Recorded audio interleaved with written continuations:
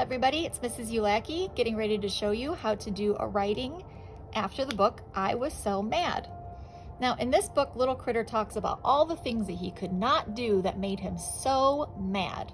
And what I want you guys to do is think about a time that you got so mad. Now, it's okay to get mad sometimes, but it's not really okay to be mean to people. But sometimes we get mad when things happen. Do you get mad sometimes when your parents tell you you can't do something? Well, I'm going to tell you guys about a story that this makes me think of from my own life, and I'm going to tell you the story through my writing. Now, I'm going to make sure that I have characters in my writing, and characters are like the people that are in a movie, okay? So, Little Critter is a character in this book, but if I'm going to talk about a time that I was so mad, the character is probably going to be me. So let me go ahead and start my 9-minute timer. And I'm going to write my name, Mrs. Ulacki. Make sure you write yours. Okay, so today we're going to write for 9 minutes about a time we were so mad. Now, when I was a kid, I had a big brother. My big brother's name was Keith. If any parents out there know my brother, I apologize for the story ahead of time. My brother, Keith, is 2 years older than me. And let me tell you, he is mean. Well, he was mean when I was a kid. He could still be a little mean sometimes now as grown-ups, but he was especially mean when we were kids.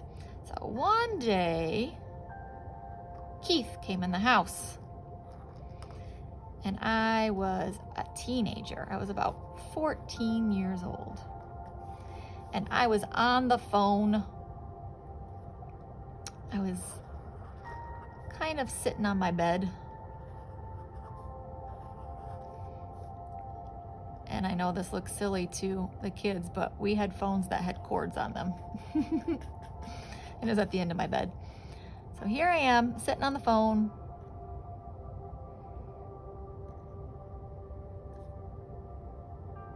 Let me draw that phone. Here's my arm. It's not the best. That's not the best arm I've ever drawn, but that's okay. It doesn't have to be perfect as long as I'm trying to show you my story.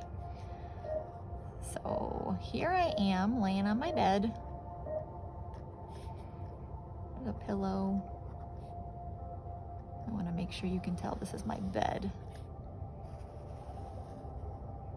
All right, and the rest of the phone was over here, plugged into the wall.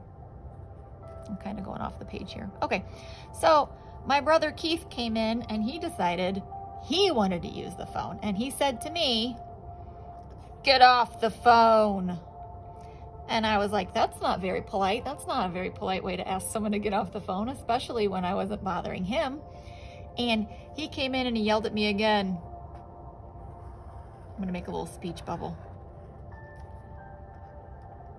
Get off the phone. I gave it an excited mark because he was very, very loud about it. And you know what he did? He came in. If you can't tell what this is.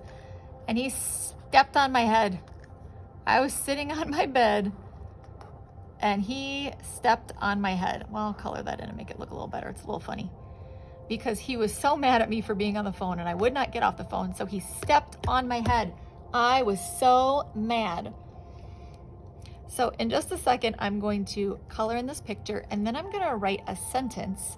And you guys are going to copy the part that says, "I was so mad when," and you're going to fill in the end. It's going to look a little different than mine because I hope that this did not happen to you. I think brothers are nicer these days. I'll put a little window in my room in the background because I had a window in there. Some curtains. Okay. Let me go ahead and do my writing part and then I will come back and add some color because I don't want to run out of time so much that I don't get finished with my sentence. So we're going to write the sentence, "I was so mad when." So every time we start a sentence, we need a capital letter, capital I, finger space, Was is a sight word. I spell was W-A-S. I was so. We're going to sound that out. What do you hear at the beginning of S? That is an S.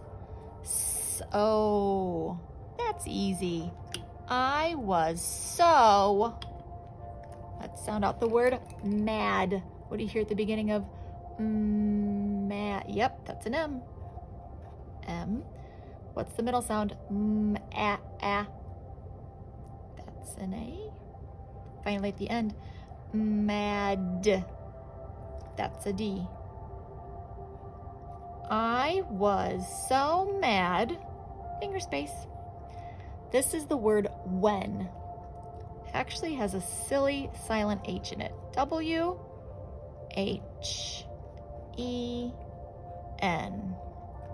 I was so mad when. Now your writing is going to look different than mine. Mine's going to say when my brother yelled at me. I